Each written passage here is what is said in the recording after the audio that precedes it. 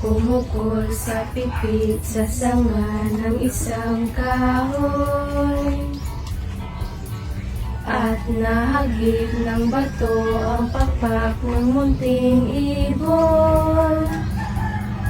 Dahil sa sakit, di na makaya pang lumipad, at ang nangyari ay nahulog, ngunit parang taong bumigas.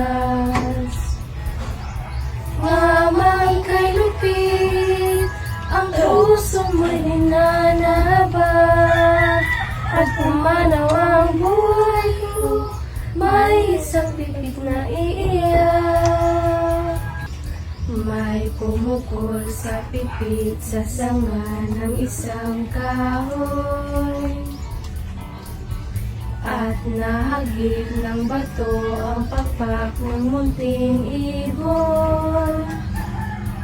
Dahil sa sakit, di na makaya pang lumipad, at ang nangyari ay nahulog, ngunit parang taong bumigas. Ngamang kay lupit, ang puso mo'y ninanabag, at pumanaw ang buhay ko, may isang pipit na iiyak.